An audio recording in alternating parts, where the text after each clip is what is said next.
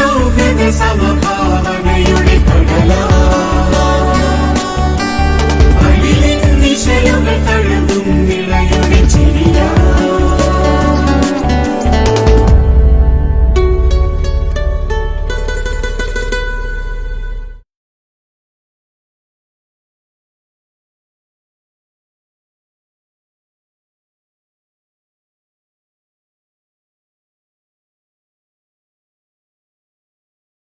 പ്രിയപ്പെട്ടവർ, 24 തീയതി നടക്കുന്ന PSC പരീക്ഷ എഴുതാൻ തയ്യാറായിക്കൊണ്ടിരിക്കുന്ന നിങ്ങളെല്ലാവരെയും ഞാൻ ഈ ക്ലാസ്സിലേക്ക് സ്വാഗതം ചെയ്യുക.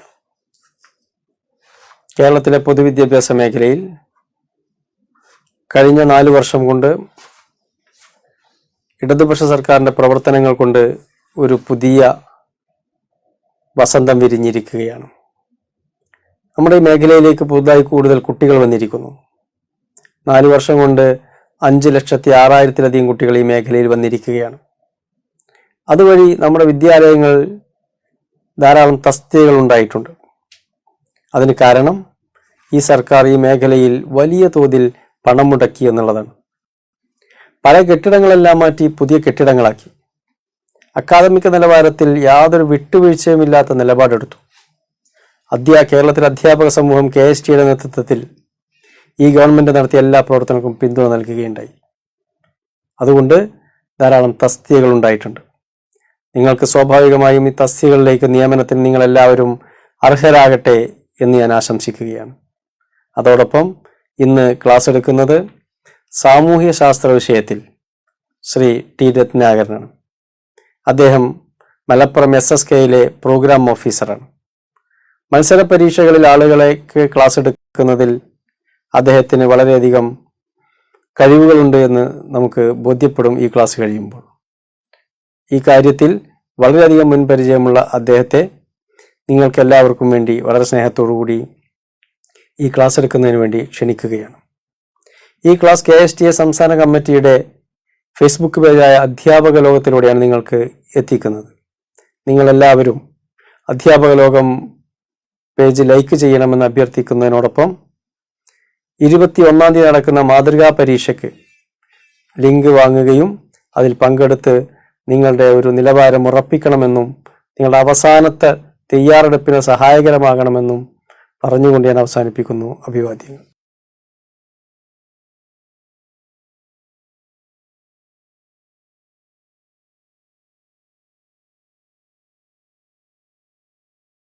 എല്ലാവർക്കും നമസ്കാരം. LPST മത്സര പരീക്ഷകൾക്ക് തയ്യാറായിക്കൊണ്ടിരിക്കുന്ന നിങ്ങൾക്കെല്ലാവർക്കും വിജയാശംസകൾ നേരുന്നു. ചരിത്രവുമായി ബന്ധപ്പെട്ട് പരീക്ഷയ്ക്ക് ചോദിക്കാറുള്ള ചില മേഖലകളെ പരിചയപ്പെടുത്താനാണ് ഞാൻ ഈ സമയം ഉപയോഗപ്പെടുത്തുന്നത്. ഏതാണ്ട് 40 മാർക്കിനുള്ള ചോദ്യങ്ങൾ ചരിത്രവുമായി ബന്ധപ്പെട്ടും ആനുകാലിക സംഭവങ്ങളുമായും ജനറൽ നോളേജുമായും ഒക്കെ ബന്ധപ്പെട്ട് ഈ പരീക്ഷയ്ക്ക് ഉണ്ടാകാറുണ്ട്. ലോക ചരിത്രവുമായി ബന്ധപ്പെട്ട കാര്യങ്ങളിലൂടെയാണ് നാം ആദ്യം കടന്നുപോവുക. മനുഷ്യനും മൃഗങ്ങളും തമ്മിൽ ഒരുപാട് വ്യത്യാസങ്ങളുണ്ട്. നീണ്ട ശൈശവം മനുഷ്യന്റെ പ്രത്യേകതയാണ്. ജനിച്ചു വീഴുന്ന പശുക്കിടാവും മുട്ടയിൽ നിന്ന് പുറത്തിറങ്ങുന്ന കോഴിക്കുഞ്ഞും വളരെ പെട്ടെന്ന് തന്നെ മാതാപിതാക്കൾ ചെയ്യുന്നത് പോലെ ചെയ്യാൻ ശീലിക്കുന്ന മൃഗങ്ങളാണ്. എന്നാൽ മനുഷ്യന് നീണ്ടകാലത്തെ ശൈശവത്തിലൂടെയാണ് അവൻ കാര്യങ്ങളെല്ലാം ആർജിക്കുന്നത്. വിരലുകളുടെയും അതുപോലെ തന്നെ മണികണ്ഠത്തിന്റെയും ഘടന മനുഷ്യനെ മൃഗങ്ങളിൽ നിന്ന് വ്യത്യാസപ്പെടുത്തുന്ന ഒന്നാണ്. എന്നാൽ മനുഷ്യനും മൃഗങ്ങളും തമ്മിലുള്ള ഏറ്റവും പ്രധാനപ്പെട്ട വ്യത്യാസം ഉപകരണങ്ങൾ ഉപയോഗിക്കാനും ഉപയോഗിക്കുന്ന ഉപകരണങ്ങൾ അനുനിമിഷം നവീകരിക്കാനുമുള്ള മനുഷ്യന്റെ കഴിവാണ്. പണ്ടെങ്ങനെയാണോ കാക്ക കൂടുണ്ടാക്കിയിരുന്നത്, അതുപോലെ തന്നെയാണ് ഈ കാലത്തും കാക്കകൾ കൂടുണ്ടാക്കുന്നത്. എലിയുടെ വാസസ്ഥലം മാളങ്ങളാണെന്ന് നമുക്കറിയാം. പണ്ട് എങ്ങനെയാണോ എലി മാളങ്ങൾ ഉണ്ടാക്കിയിരുന്നത്, അതേപോലുള്ള മാളങ്ങളിൽ തന്നെയാണ് ഇന്നും എലികൾ കഴിഞ്ഞുകൂടുന്നത്. മനുഷ്യ ജീവിതത്തിലുണ്ടായ മാറ്റങ്ങളൊന്ന് താരതമ്യം ചെയ്തു നോക്കൂ. പഴയകാല മനുഷ്യനിൽ നിന്നും ഈ കാലത്തെ മനുഷ്യനിലേക്ക് എത്തുമ്പോൾ നാം നേടിയെടുത്ത പുരോഗതി എത്രമാത്രമാണ് എന്ന് നമുക്ക് സങ്കല്പിക്കാൻ പോലും കഴിയുന്നതിന് അപ്പുറമാണ്. മനുഷ്യന്റെ ആദ്യകാല ഉപകരണങ്ങൾ ശിലകളായിരുന്നു.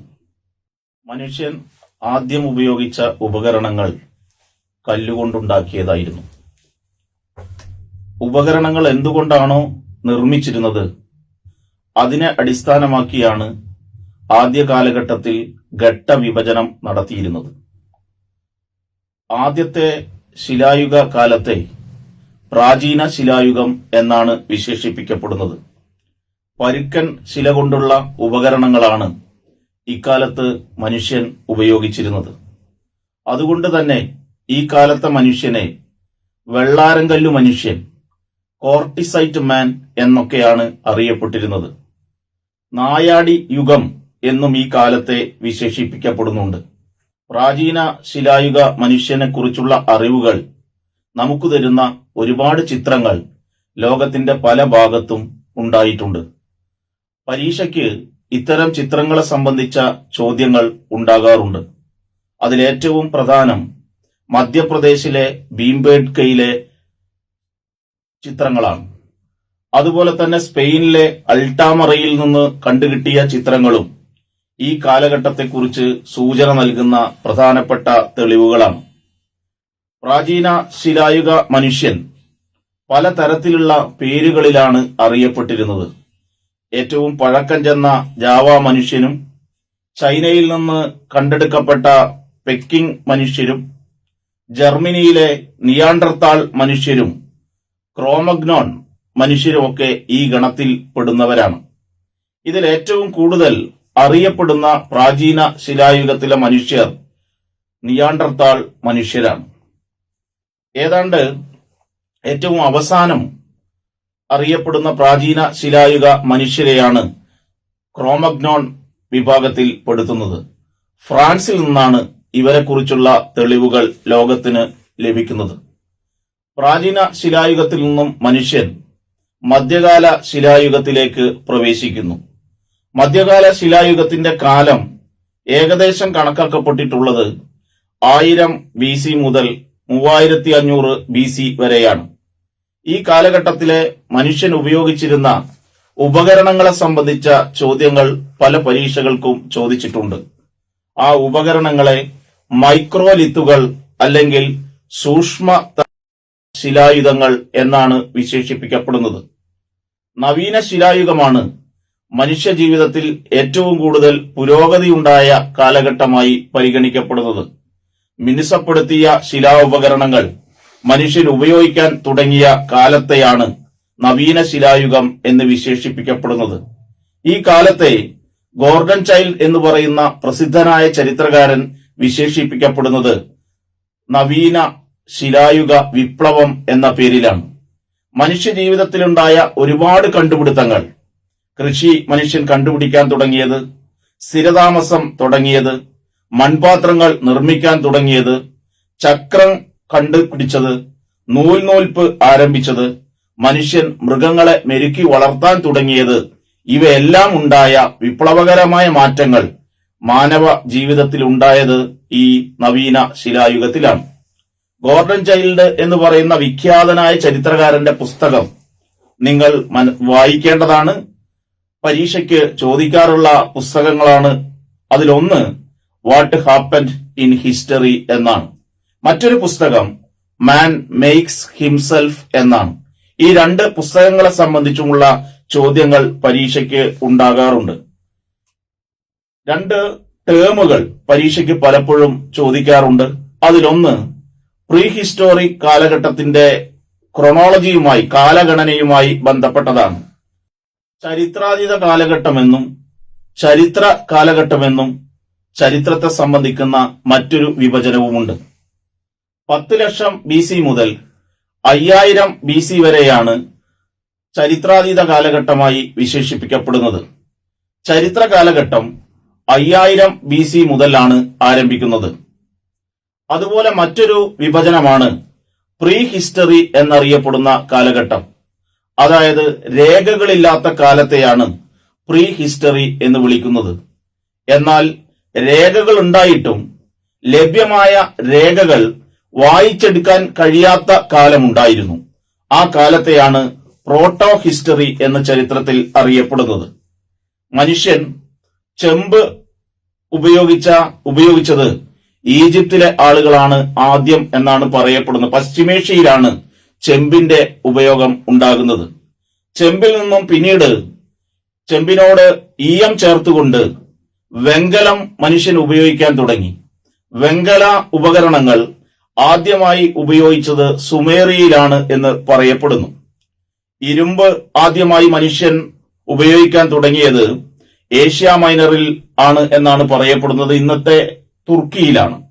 ഹിറ്റൈറ്റുകൾ എന്ന് പറയുന്ന ഗോത്ര വിഭാഗക്കാരാണ് ഇരുമ്പ് ആദ്യമായിട്ട് ഉപയോഗിക്കാൻ തുടങ്ങിയത്.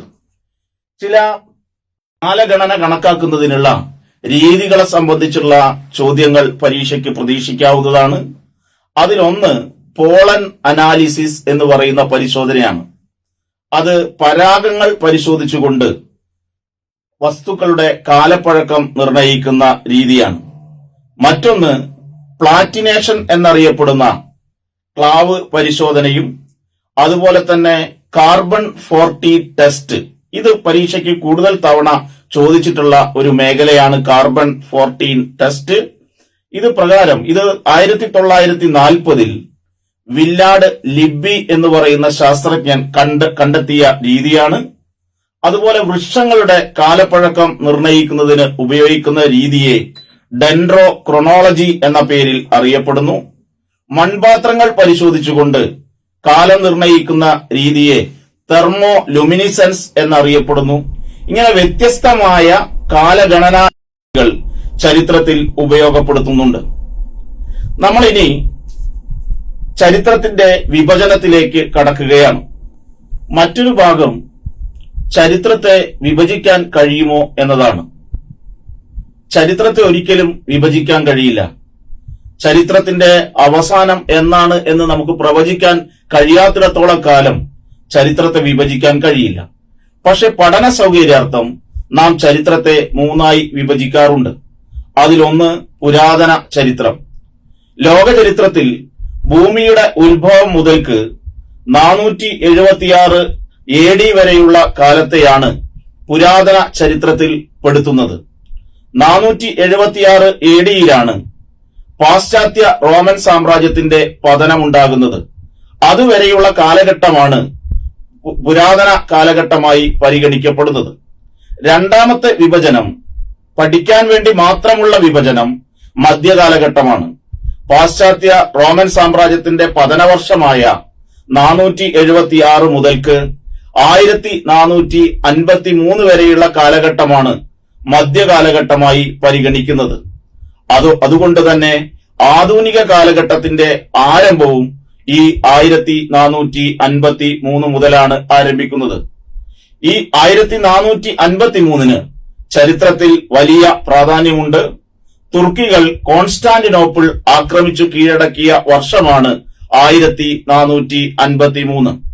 പൗരസ്ത്യ സാമ്രാജ്യത്തിന്റെ തലസ്ഥാനമാണ് കോൺസ്റ്റാന്റിനോപ്പിൾ. പൗരസ്ത്യ റോമൻ സാമ്രാജ്യത്തെ ബൈസാന്റിയൻ സാമ്രാജ്യം എന്നും വിശേഷിക്കപ്പെടുന്നുണ്ട്. ഈ ഭാഗത്തു നിന്നും പരീക്ഷയ്ക്ക് ചോദ്യപേപ്പറുകളിൽ ചോദ്യങ്ങൾ ഉണ്ടായിട്ടുണ്ട്. ഇനി നമ്മൾ അടുത്ത ഭാഗത്തേക്ക് പ്രവേശിക്കുകയാണ്. വെങ്കലയുഗ സംസ്കാരങ്ങളെ കുറിച്ചാണ്. ലോകത്ത് നിലനിന്നിരുന്ന ഏറ്റവും പ്രധാനപ്പെട്ട വെങ്കലയുഗ സംസ്കാരങ്ങളിൽ ഒന്ന് ഈജിപ്ഷ്യൻ സംസ്കാരമാണ്. പ്രസിദ്ധ ചരിത്രകാരനായ ഹെറോഡോട്ടസ് ഈജിപ്തിനെ ഗിഫ്റ്റ് ഓഫ് നൈൽ, നൈലിന്റെ വരദാനം എന്ന പേരിലാണ് വിശേഷിപ്പിക്കപ്പെടുന്നത്. നൈലിന്റെ പുത്രി എന്നും ഈജിപ്ഷ്യൻ സംസ്കാരത്തെ വിശേഷിപ്പിക്കുന്നു. ഈജിപ്തുമായി ബന്ധപ്പെട്ട് പരീക്ഷയ്ക്ക് ചോദിക്കാറുള്ള ചില ചോദ്യങ്ങൾ ഞാൻ നിങ്ങളെ പരിചയപ്പെടുത്താം. ലോകത്തിലെ ആദ്യത്തെ വനിതാ ഭരണാധികാരി ആര് എന്ന ചോദ്യം പലപ്പോഴും ആവർത്തിച്ചു വന്നിട്ടുള്ളതാണ്. ഹാർട്ട് ഷേപ്പ് സൂത്താണ് ലോകത്തിലെ ആദ്യത്തെ വനിതാ ഭരണാധികാരി. എന്നാൽ ഈജിപ്ഷ്യൻ ഭരണാധികാരികളിൽ ഏറ്റവും പ്രസിദ്ധൻ അമൻഹോട്ടപ്പ് നാലാമനാണ്. അദ്ദേഹം അഗ്നാട്ടൻ എന്ന പേരിലാണ് പ്രസിദ്ധനായത്. അദ്ദേഹത്തിന്റെ ഏറ്റവും പ്രധാനപ്പെട്ട കൃതിയാണ് റോയൽ ഹൈംസ്, രാജകീയ സങ്കീർത്തനങ്ങൾ. ഈജിപ്തുമായി ബന്ധപ്പെട്ട് ഒരുപക്ഷെ ഏറ്റവും കൂടുതൽ തവണ ചോദിച്ചിട്ടുള്ള ചോദ്യം അവരുടെ ലിപിയുമായി ബന്ധപ്പെട്ടതാണ്. പൗരാണിക ഈജിപ്തുകാരുടെ ലിപിയെ ഹൈറോഗ്ലിഫിക്സ് എന്നാണ് വിളിക്കപ്പെടുന്നത്. 24 അക്ഷരങ്ങൾ ഉൾപ്പെട്ട ലിപിയാണിത്. പരിശുദ്ധമായ എഴുത്ത് എന്നർത്ഥമുള്ള ലിപിയാണിത്. വലത്തുനിന്നും ഇടത്തോട്ടാണ് ഹൈറോഗ്ലിഫിക്സ് എഴുതുന്നത്. റോസറ്റ കല്ലുകളിൽ എഴുതുന്ന ലിപിയാണ്. ചാമ്പോളിൻ എന്ന് പറയുന്ന ഫ്രഞ്ചുകാരനാണ് ഈ ലിപി വായിച്ചെടുത്തത്. അതുപോലെ ഒരുപാട് കണ്ടുപിടുത്തങ്ങൾ ഈജിപ്തുകാരുടേതായിട്ടുണ്ട്. അതിലേറ്റവും പ്രധാനപ്പെട്ടത് സോളാർ കലണ്ടറാണ്. 30 ദിവസം വീതമുള്ള 12 മാസങ്ങൾ ചേർന്ന് കൂടാതെ 5 ദിവസങ്ങൾ ഉത്സവ ദിവസങ്ങളായും ചേർത്ത് 365 ദിവസമുള്ള കലണ്ടർ ഗണിച്ചെടുത്ത സോളാർ കലണ്ടർ തയ്യാറാക്കിയത് പൗരാണിക ഈജിപ്തുകാരാണ്. പിരമിഡ് എന്ന് നിങ്ങൾ കേട്ടിട്ടുണ്ടാകും. ഈ പിരമിഡിന്റെ നിർമ്മാണം നടക്കുന്നത് ഈജിപ്തിലാണ്. ചുണ്ണാമ്പുകല്ലുകൾ കൊണ്ടാണ് പിരമിഡ് നിർമ്മിക്കുന്നത്. ലോകത്തിലെ ഏറ്റവും വലിയ പിരമിഡ് ഗിസയിലുള്ള ഗുഫു രാജാവിന്റെ പിരമിഡായിട്ടാണ് അറിയപ്പെടുന്നത്. കണക്കിൽ നമ്മൾ ഇന്ന് ഉപയോഗിച്ചുകൊണ്ടിരിക്കുന്ന പല ക്രിയകളും കണ്ടെത്തിയത് ഈജിപ്തുകാരാണ്.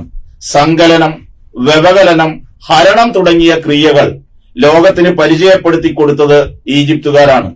എന്നാൽ ദശാംശ സമ്പ്രദായത്തെക്കുറിച്ച് അറിയില്ലായിരുന്നു. ഗുണനത്തെക്കുറിച്ച് ഇവർക്ക് അറിയില്ലായിരുന്നു. പൂജ്യത്തെക്കുറിച്ചുള്ള ആശയങ്ങളും ഇവർക്ക് അറിയില്ലായിരുന്നു എന്നാണ് പറയപ്പെടുന്നത്.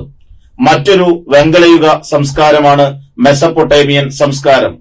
ലോകത്തിലെ ആദ്യത്തെ നാഗരിക സംസ്കാരം എന്നാണ് മെസപ്പൊട്ടേമിയൻ സംസ്കാരം വിശേഷിപ്പിക്കപ്പെടുന്നത്.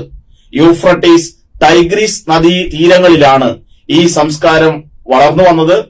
ഫെർട്ടൈൽ ക്രസന്റ് എന്ന പേരിലാണ് ഈ പൗരാണിക സംസ്കാരം വിശേഷിപ്പിക്കപ്പെടുന്നത്. പല സംസ്കാരങ്ങൾ ചേർന്നതാണ് മെസപ്പൊട്ടേമിയൻ സംസ്കാരം. സുമേറിയൻ സംസ്കാരവും ബാബിലോണിയൻ സംസ്കാരവും അസീറിയൻ സംസ്കാരവും കാൾഡിയൻ സംസ്കാരവും മെസപ്പൊട്ടേമിയയുടെ ഭാഗമാണ്. ലോകത്തിലെ ആദ്യത്തെ നഗരം മെസപ്പൊട്ടേമിയയിൽ വളർന്നു വന്നതാണ്. ആദ്യ നഗരം ഊർ എന്ന പേരിലാണ് അറിയപ്പെട്ടിരുന്നത്. മെസപ്പൊട്ടേമിയക്കാർ സിഗുറാത്തുകൾ എന്ന് പറയുന്ന ചരിത്ര നിർമ്മിതിക്ക് നേതൃത്വം കൊടുത്തവരാണ്. ക്ഷേത്ര സമുച്ചയങ്ങളാണ് സിഗുറാത്തുകൾ എന്നറിയപ്പെടുന്നത്. മെസപ്പൊട്ടേമിയക്കാരെ കുറിച്ച് കൂടുതൽ തവണ ആവർത്തിച്ചിട്ടുള്ള ഒരു ചോദ്യം അവരുടെ ലിപിയുമായി ബന്ധപ്പെട്ട കാര്യങ്ങളാണ്. അവരുടെ ലിപി ക്യൂണിഫോം എന്ന പേരിലാണ് അറിയപ്പെടുന്നത്. മുകളിൽ നിന്ന് താഴോട്ട് എഴുതുന്ന രീതിയാണ് അവർ അവലംബിച്ചിരുന്നത്. ഏതാണ്ട് 400ഓളം വരുന്ന സിംബലുകൾ ഈ ലിപിയിൽ ഉണ്ടായിരുന്നു എന്ന് പറയപ്പെടുന്നു. മരപ്പൂളുകളുടെ ആകൃതിയുള്ള ലിപി എന്ന് ഇതിനെ വിശേഷിപ്പിക്കപ്പെടുന്നു. ഹെൻറി റൌളിംഗ്സ്റ്റൺ ആണ് ഈ ലിപി ആദ്യമായി വായിച്ചെടുത്തത്. ഈജിപ്തുകാർ സോളാർ കലണ്ടറാണ് തയ്യാറാക്കിയിരുന്നതെങ്കിൽ മെസപ്പൊട്ടേമിയക്കാർ ചാന്ദ്ര പഞ്ചാംഗത്തിന്റെ വക്താക്കളായിരുന്നു. ഏറ്റവും പ്രസിദ്ധനായ മെസപ്പൊട്ടേമിയൻ ഭരണാധികാരിയായി അറിയപ്പെടുന്നത് ഹമ്മുറാബിയാണ്. കണ്ണിനു കണ്ണ്, പല്ലിനു പല്ല് എന്ന പ്രസിദ്ധമായ നിയമസംഹിത ലോകത്തിന് സംഭാവന നൽകിയ ഭരണാധികാരിയാണ്. മെസപ്പൊട്ടേമിയയുടെ സുവർണകാലം, ബാബിലോണിയക്കാരുടെ സുവർണകാലം എന്നെല്ലാം ഇദ്ദേഹത്തിന്റെ കാലത്തെ വിശേഷിപ്പിക്കപ്പെടുന്നുണ്ട്. മെസപ്പൊട്ടേമിയ എന്ന് പറയുന്ന സംസ്കാരം നിലനിന്നിരുന്ന പ്രദേശം ആധുനിക ഇറാഖ് ഉൾപ്പെടുന്ന ഭാഗങ്ങളാണ് എന്ന് പ്രത്യേകം ഓർക്കണം. മെസപ്പൊട്ടേമിയയുടെ തലസ്ഥാന നഗരം മാരി എന്ന പേരിലാണ് അറിയപ്പെട്ടിരുന്നത്. ഇവരുടെ ഏറ്റവും പ്രധാനപ്പെട്ട സാഹിത്യകൃതി എപ്പിക് ഓഫ് ഗിൽഗിമേഷ് എന്ന പേരിലാണ് അറിയപ്പെട്ടിരുന്നത്. വെങ്കലയുഗ സംസ്കാരങ്ങളിൽ നിന്നും നമ്മൾ ഇരുമ്പ് യുഗ സംസ്കാരത്തിലേക്ക് പ്രവേശിക്കുകയാണ്.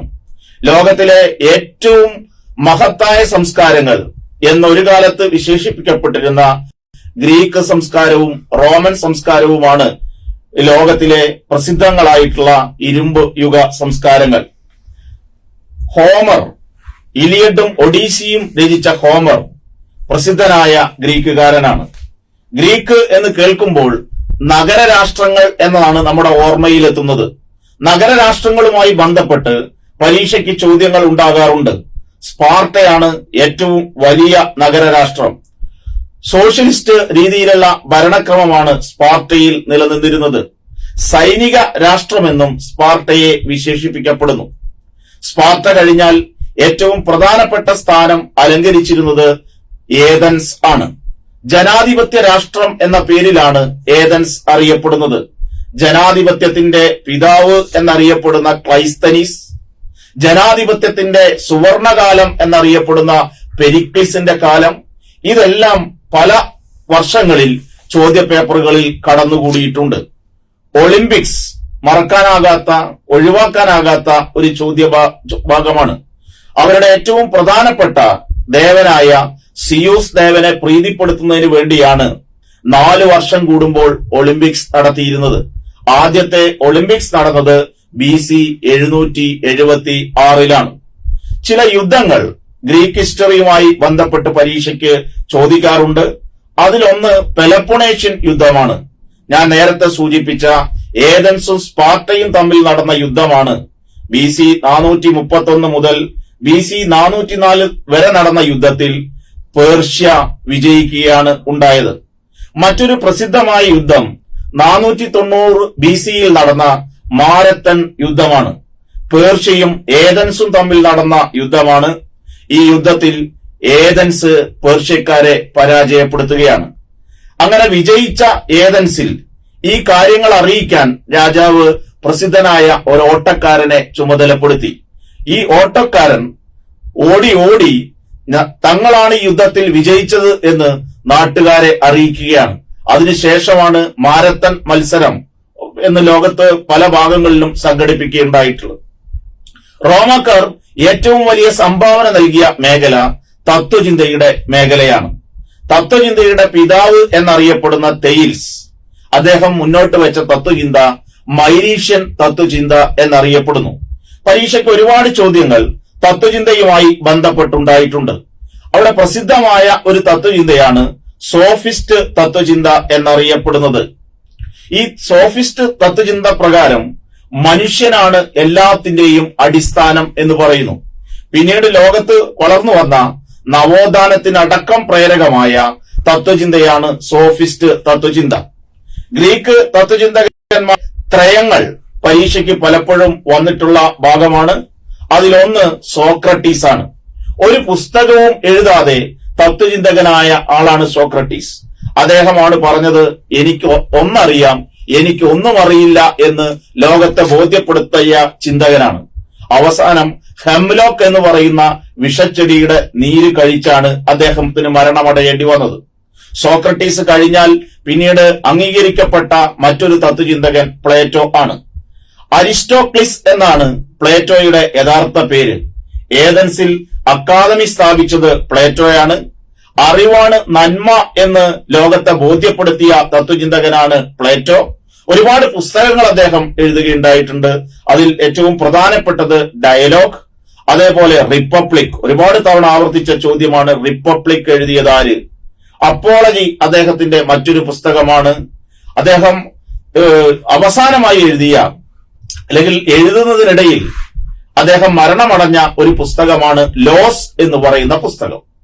മറ്റൊരു തത്വചിന്തകൻ അരിസ്റ്റോട്ടിലാണ്.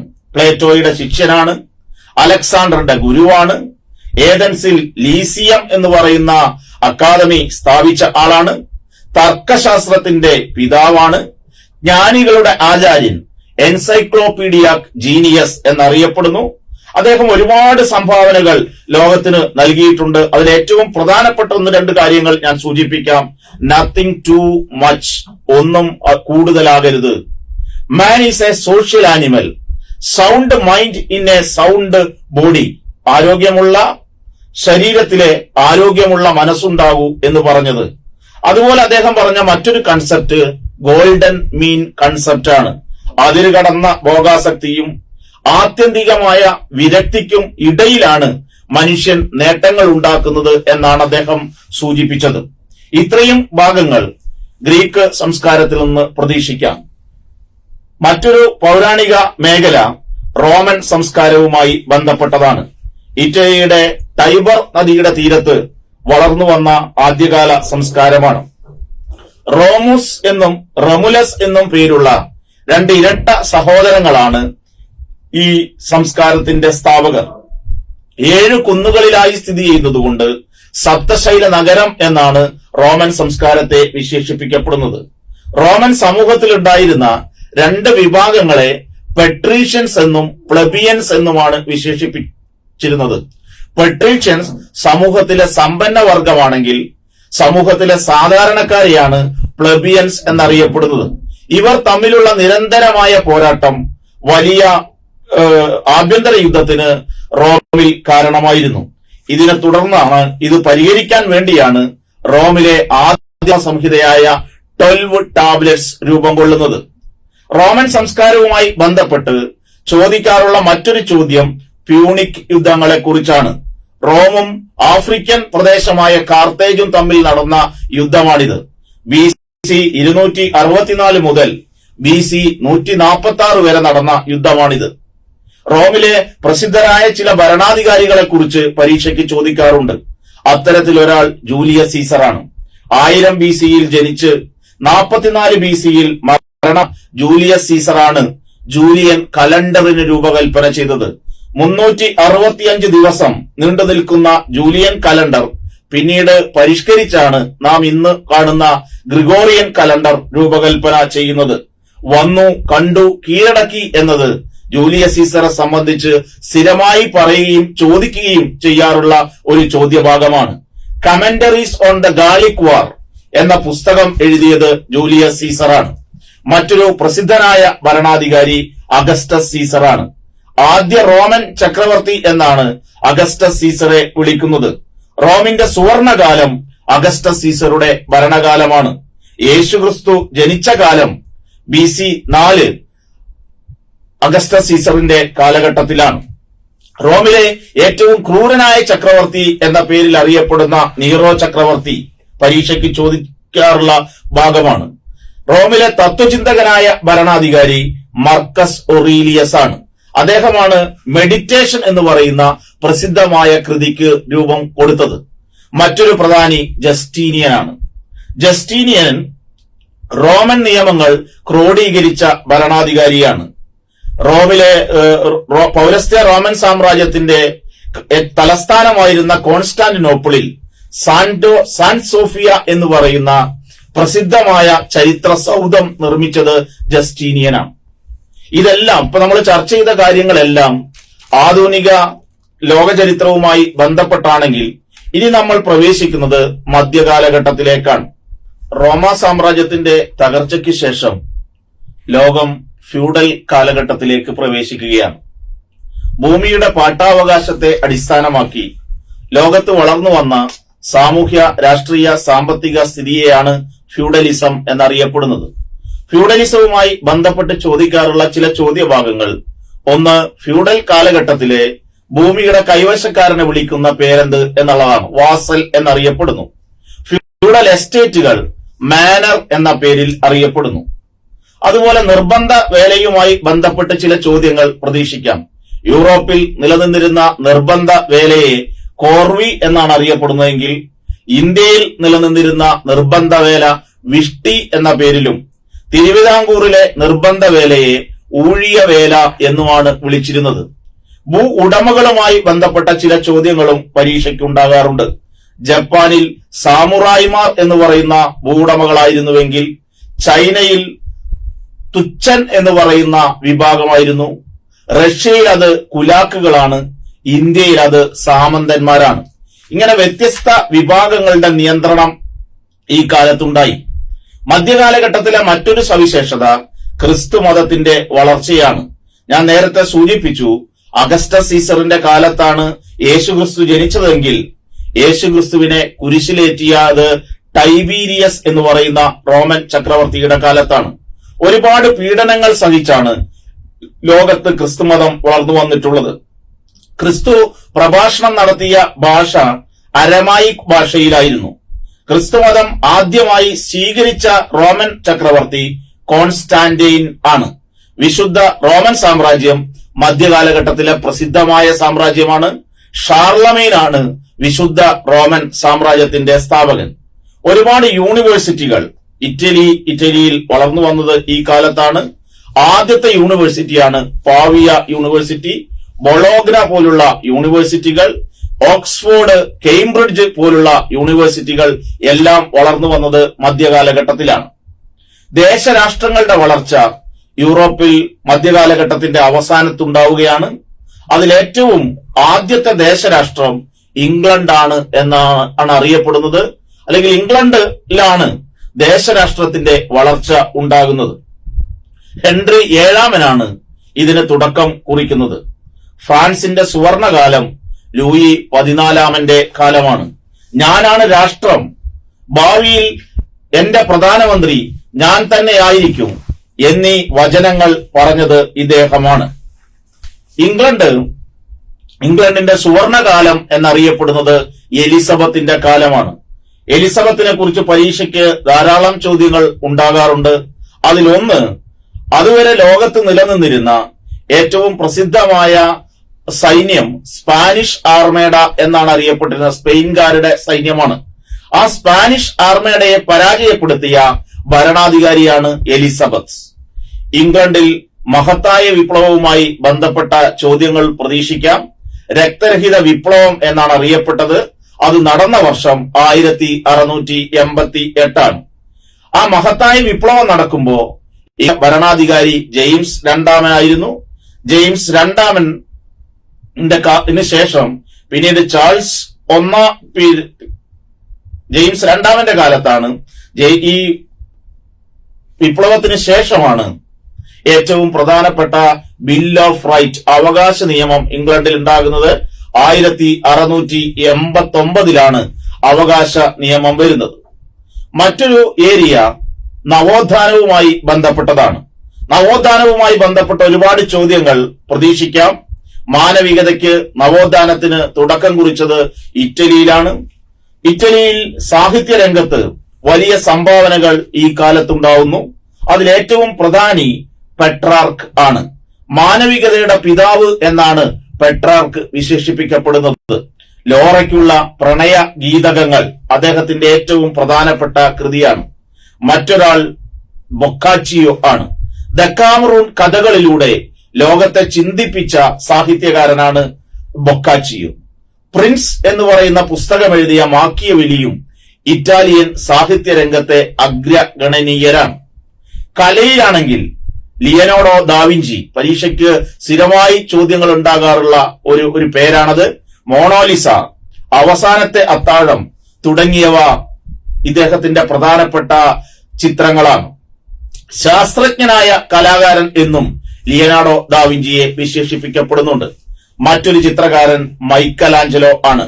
ശോകാകുലനായ കലാകാരൻ എന്നാണ് ഇദ്ദേഹത്തെ വിശേഷിപ്പിക്കപ്പെടുന്നത്. പിയത്തെ എന്ന് പറയുന്ന ശില്പം ഒരുപാട് തവണ പരീക്ഷയ്ക്ക് ചോദിച്ചിട്ടുണ്ട്. ഉറങ്ങുന്ന കാമദേവൻ ഇദ്ദേഹത്തിന്റെ മറ്റൊരു പ്രസിദ്ധ ചിത്രമാണ്.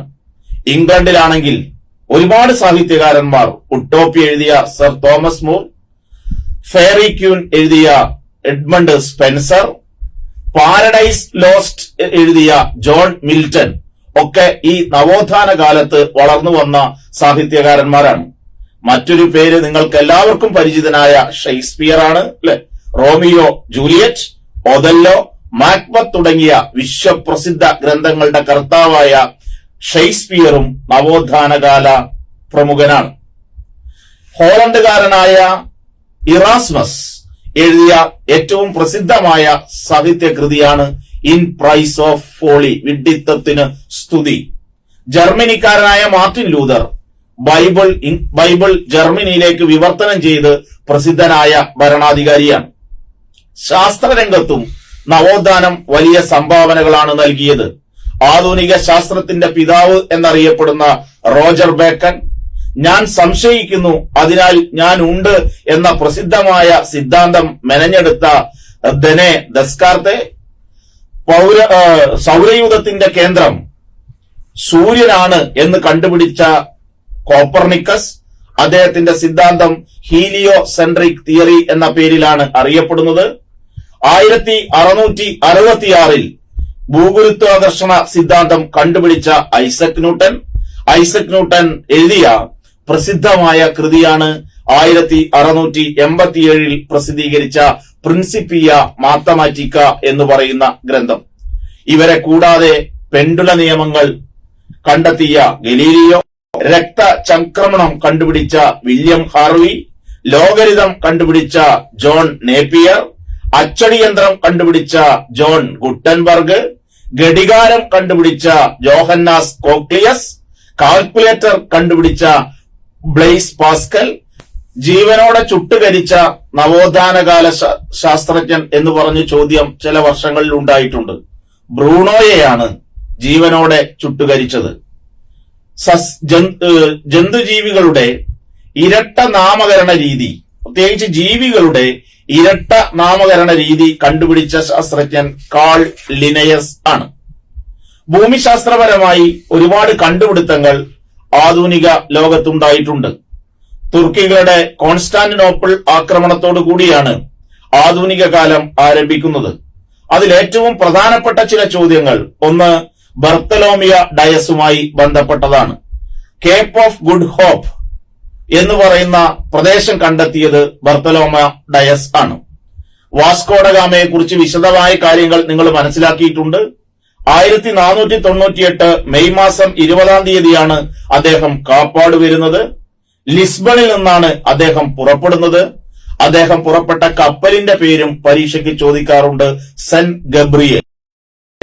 അദ്ദേഹം രണ്ടാമത്തെ വരവ്, വാസ്കോഡഗാമയുടെ രണ്ടാം വരവ് 1502 വാസ്കോഡഗാമയുടെ മൂന്നാമത്തെ 1524 മറ്റൊരാൾ ബ്രസീൽ കണ്ടുപിടിച്ച കബ്രാളാണ്.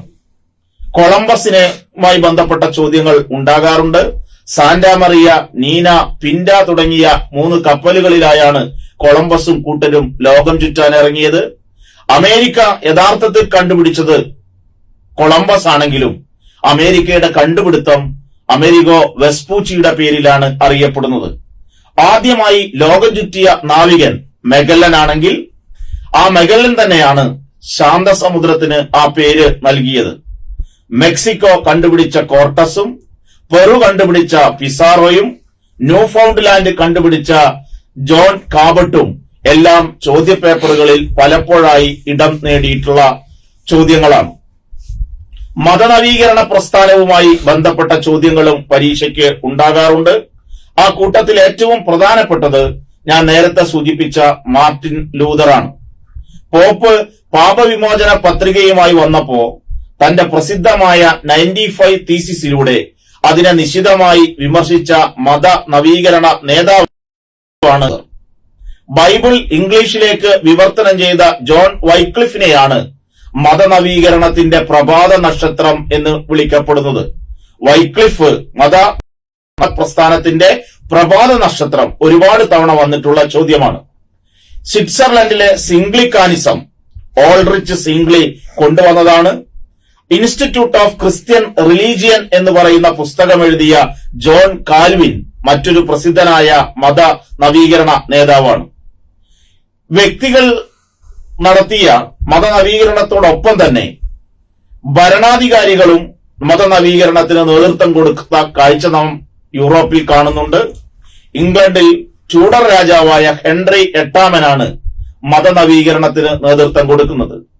ആദ്യകാലത്ത് പോപ്പുമായി നല്ല ബന്ധത്തിലായിരുന്ന ഹെൻറി 8 ഡിഫൻഡർ ഓഫ് ഫെയ്ത്ത്, വിശ്വാസത്തിന്റെ സംരക്ഷകർ എന്നാണ് അറിയപ്പെട്ടിരുന്നത്. പിന്നീട് തന്റെ വിവാഹമോചനവുമായി ബന്ധപ്പെട്ട തർക്കത്തിൽ പോപ്പ് അനുമതി കൊടുക്കാത്തത് കൊണ്ട് അദ്ദേഹം പോപ്പിനെതിരായി മാറുകയും മതനവീകരണ പ്രസ്ഥാനത്തിന് നേതൃത്വം കൊടുക്കുകയും ചെയ്തു. മതനവീകരണത്തിന്റെ ഭാഗമായി ക്രിസ്തുമതത്തിന് നഷ്ടപ്പെട്ട പ്രതാപം വീണ്ടെടുക്കാൻ പ്രതി മതനവീകരണ പ്രസ്ഥാനം ആരംഭിച്ചു. ആ കൂട്ടത്തിൽ ഏറ്റവും കൂടുതൽ പരീക്ഷയ്ക്ക് ചോദിച്ചിട്ടുള്ള ചോദ്യം സൊസൈറ്റി ഓഫ് ജീസസ്, ഈശോ സഭയുടെ സ്ഥാപകനായ ഇഗ്നേഷ്യസ് ലയോളയെ കുറിച്ചാണ്. അദ്ദേഹം എഴുതിയ പ്രസിദ്ധമായ പുസ്തകമാണ് സ്പിരിച്വൽ എക്സർസൈസ് എന്ന് പറയുന്ന പുസ്തകം. ഈ മതനവീകരണ പ്രസ്ഥാനത്തിന്റെ വിവിധ വിഭാഗങ്ങളുമായി ബന്ധപ്പെട്ട ചോദ്യങ്ങൾ പലപ്പോഴായി ആവർത്തിച്ചു വന്നിട്ടുള്ള ചില ചോദ്യങ്ങളാണ്. ഹ്യൂഗ്നോട്ടുകൾ ഏത് രാജ്യത്തെ മതനവീകരണ പ്രസ്ഥാനക്കാരാണ്? ഹ്യൂഗ്നോട്ടുകൾ ഫ്രാൻസിലെ മതനവീകരണക്കാരാണ്. പ്യൂരിറ്റന്മാർ ഇംഗ്ലണ്ടിലെ മതനവീകരണക്കാരാണ്. പ്രസ്ബിറ്റീരിയൻസ് എന്നറിയപ്പെടുന്ന വിഭാഗം സ്കോട്ട്ലൻഡിലെ ആളുകളാണ്. ഇനി നാം വ്യവസായ വിപ്ലവത്തിലേക്ക് പ്രവേശിക്കുകയാണ്. പരീക്ഷയ്ക്ക് ചോദ്യങ്ങൾ ഉണ്ടാകാറുള്ള ഒരു പ്രധാനപ്പെട്ട മേഖല വ്യവസായ വിപ്ലവമാണ്. വ്യവസായ വിപ്ലവത്തിന് കാരണക്കാരായിട്ടുള്ള ഒരുപാട് കാര്യങ്ങൾ ഉണ്ടെങ്കിലും അതിലേറ്റവും പ്രധാനപ്പെട്ട ഒരാളുടെ പേര് സൂചിപ്പിക്കാതെ പോകുന്നത് ശരിയല്ല. അത് ആഡം സ്മിത്ത് ആണ്. വെൽത്ത് ഓഫ് നേഷൻസ് എന്ന് പറയുന്ന പ്രസിദ്ധമായ പുസ്തകം എഴുതിയത് ആഡം സ്മിത്ത് ആണ്. കണ്ടുപിടുത്തങ്ങളാണ്. തുണി വ്യവസായത്തിലാണ് വ്യാവസായിക രംഗത്ത് ഒരുപാട് കണ്ടുപിടുത്തങ്ങൾ ഉണ്ടായത്. ആ കണ്ടുപിടുത്തങ്ങൾ വളരെ ഓർത്തുവെക്കുന്നത് നല്ലതാണ്. Flying shuttle John Kay, spinning jenny Hargreaves, water frame Arkwright, ആവിയന്ത്രം James Watt, mule Samuel Crompton, powerloom Wright, cotton gin Eli Whitney, തയ്യൽ യന്ത്രം ഏലിയാസ് ഹൗ തുടങ്ങിയ ചോദ്യങ്ങൾ പരീക്ഷയ്ക്ക് പലപ്പോഴായി ആവർത്തിച്ചു വന്നിട്ടുണ്ട്. മറ്റൊന്ന് ലോക്കോമോട്ടീവ്സിന്റെ കണ്ടുപിടുത്തവും വ്യവസായ വിപ്ലവത്തിന്റെ ഏറ്റവും പ്രധാനപ്പെട്ട സംഭാവനയാണ്. 1813 ജോർജ് സ്റ്റീഫൻസനാണ് നമ്മുടെ ആദ്യത്തെ തീവണ്ടി യന്ത്രം കണ്ടുപിടിക്കുന്നത്. ഇതുമായി ബന്ധപ്പെട്ട് പരീക്ഷയ്ക്ക് ആവർത്തിച്ചു വരാറുള്ള ചോദ്യം ആദ്യത്തെ റെയിൽവേ ലൈൻ ഏതാണ് എന്നുള്ളതാണ്. ലോകത്തെ ആദ്യത്തെ റെയിൽവേ ലൈൻ 1833 മാഞ്ചസ്റ്റർ മുതൽ ലിവർപൂൾ വരെ ഉള്ള റെയിൽവേ ലൈനാണ്. ഇന്ത്യയിലെ ആദ്യത്തെ റെയിൽവേ ലൈൻ 1853 ആരംഭിച്ച് ബോംബെ മുതൽ താനെ വരെയുള്ളതാണ്. കേരളത്തിലെ ആദ്യത്തെ റെയിൽവേ ലൈനിന്റെ നിർമ്മാണം നടക്കുന്നത് 1861 തിരൂർ മുതൽ ബേപ്പൂർ വരെയാണ്. ഇതുമായി ബന്ധപ്പെട്ട ചില കണ്ടുപിടുത്തങ്ങൾ: മെക്കാഡം ആണ് റോഡ് കണ്ടുപിടിച്ചത്. വയർലെസ് കണ്ടുപിടിച്ചത് മാർക്കോണിയാണ്. ടെലഫോൺ കണ്ടുപിടിച്ചത് ഗ്രഹാം ബെൽ ആണ്. സ്റ്റീൽ കണ്ടുപിടിച്ചത് ഹെൻറി ബസീമർ ആണ്. ഇതുമായി ബന്ധപ്പെട്ട് പരീക്ഷയ്ക്ക് പലപ്പോഴും ചോദ്യങ്ങൾ ഉണ്ടായിട്ടുണ്ട്. വ്യവസായ വിപ്ലവത്തോടൊപ്പം തന്നെ കാർഷിക വിപ്ലവവും ലോകത്ത് നടക്കുകയാണ്. കാർഷിക വിപ്ലവവുമായിട്ട് കുറെ ആവർത്തിച്ചിട്ടുള്ള ചോദ്യം ചതുർവർഷ കൃഷിയാണ്. ചതുർവർഷ കൃഷി ആരംഭിച്ചത് ടൗൺഷെൻഡ് ആണ്. കാർഷിക വ്യവസായ വിപ്ലവത്തോടു കൂടി തന്നെ തൊഴിലാളി പ്രസ്ഥാനങ്ങൾ വളർന്നു വരികയാണ്. ആദ്യത്തെ ഫാക്ടറി നിയമം 1819 ഇംഗ്ലണ്ടിലാണ് ഉണ്ടാകുന്നത്. തൊഴിലാളികൾക്ക് വേണ്ടിയുള്ള ആദ്യത്തെ ഫാക്ടറി നിയമം 1819 ഇംഗ്ലണ്ടിൽ ഉണ്ടാകുന്നു. ILO 1919 രൂപം കൊള്ളുന്നത്. ഒരുപാട് തൊഴിൽ സമരങ്ങളെ കുറിച്ച് ഓർക്കേണ്ടതുണ്ട്. ലോകത്തിലെ തൊഴിലാളികൾ ഇന്ന് അനുഭവിച്ചുകൊണ്ടിരിക്കുന്ന ഒരുപാട് അവകാശങ്ങൾ അവർക്ക് നേടാൻ കഴിഞ്ഞത് വലിയ സമരത്തിന്റെ ഭാഗമായിട്ടാണ്. ആ സമരങ്ങളിൽ എടുത്തു പറയേണ്ട പേരാണ് അമേരിക്കയിലെ ചിക്കാഗോയിൽ നടന്ന സമരം. 1886 ചിക്കാഗോയിലെ തൊഴിലാളികൾ ചോര ചിന്തി ലോകത്തെമ്പാടുമുള്ള തൊഴിലാളികൾക്ക് നേടിത്തന്ന ഒരവകാശമാണ് 8 മണിക്കൂർ ജോലി, 8 മണിക്കൂർ വിനോദം, 8 മണിക്കൂർ വിശ്രമം എന്നുള്ളത്. മറ്റൊന്ന് ഇന്റർനാഷണലുകളാണ്. കമ്മ്യൂണിസ്റ്റ് ഇന്റർനാഷണലുകളുമായി ബന്ധപ്പെട്ട ചോദ്യങ്ങൾ പരീക്ഷയ്ക്ക് ഉണ്ടാകാറുണ്ട്. അതില് ഒരുപാട് ഇന്റർനാഷണലുകൾ ഉണ്ടെങ്കിലും ഏറ്റവും കൂടുതൽ തവണ ആവർത്തിച്ചിട്ടുള്ളത് സെക്കൻഡ് ഇന്റർനാഷണൽ ആണ്. പാരീസിൽ വെച്ചാണ് സെക്കൻഡ് ഇന്റർനാഷണൽ 1889 ചേരുന്നത്. ആ ഇന്റർനാഷണലിന്റെ ഏറ്റവും പ്രധാനപ്പെട്ട പ്രത്യേകത മെയ് 1 ലോക തൊഴിലാളി ദിനമായി ആചരിക്കുന്നത് ഈ ഇന്റർനാഷണലിന് ശേഷമാണ്. ശാസ്ത്രീയ സോഷ്യലിസത്തിന്റെ പിതാവ് എന്നറിയപ്പെടുന്ന കാൾ മാർക്സ് എഴുതിയ പ്രസിദ്ധമായ ഒരു കൃതിയാണ് ദാസ് ക്യാപിറ്റൽ 1867. ഫെഡറിക് എംഗൽസുമായി ചേർന്നുകൊണ്ട് കാൾ മാർക്സ് എഴുതിയ പ്രസിദ്ധമായ കൃതിയാണ് കമ്മ്യൂണിസ്റ്റ് മാനിഫെസ്റ്റോ. 1848 കമ്മ്യൂണിസ്റ്റ് മാനിഫെസ്റ്റോ പ്രസിദ്ധീകരിക്കുന്നത്. അധ്വാനിക്കുന്നവർക്ക് കൈവിലങ്ങുകളല്ലാതെ നഷ്ടപ്പെടാൻ മറ്റൊന്നുമില്ല എന്ന പ്രസിദ്ധമായ വാക്യം കമ്മ്യൂണിസ്റ്റ് മാനിഫെസ്റ്റോയിലാണ്. ഇതിനെ തുടർന്ന് പിന്നീട് ലോകത്തെമ്പാടും ദേശീയതയുടെ വളർച്ച കാണുകയാണ്. ദേശീയതയുടെ വളർച്ചയുമായി ബന്ധപ്പെട്ട ചോദ്യങ്ങൾ പരീക്ഷയ്ക്ക് പ്രതീക്ഷിക്കാം. ഇറ്റാലിയൻ ഏകീകരണമാണ് അതിൽ ഏറ്റവും പ്രധാനപ്പെട്ട ഏരിയ. സാർഡീനിയ എന്ന് പറയുന്ന നാട്ടുരാജ്യത്തിന് കീഴിലാണ് ഇറ്റലി ഏകീകരിക്കുന്നത്. ഇറ്റാലിയൻ ഏകീകരണത്തിന് നേതൃത്വം കൊടുത്ത കവി മസീനിയാണ്. ഇറ്റാലിയൻ ഏകീകരണത്തിന് വേണ്ടി പ്രവർത്തിച്ച സംഘടന യങ് ഇറ്റലിയാണ്. യങ് ഇറ്റലിയുടെ സ്ഥാപകൻ ഗാരിബാൾഡിയാണ്. ഇറ്റാലിയൻ ഏകീകരണത്തിന് വേണ്ടി പ്രവർത്തിച്ച രഹസ്യ സംഘടന കാർബൊണാരി എന്ന പേരിൽ അറിയപ്പെടുന്നു. ഇറ്റാലിയൻ ഏകീകരണത്തിന് പിന്നിൽ പ്രവർത്തിച്ച രാജാവ് വിക്ടർ ഇമ്മാനുവൽ രണ്ടാമനാണ്. അദ്ദേഹത്തിന്റെ പ്രധാനമന്ത്രി കവൂറാണ്. 1870 ഇറ്റാലിയൻ ഏകീകരണം പൂർത്തിയാകുന്നു.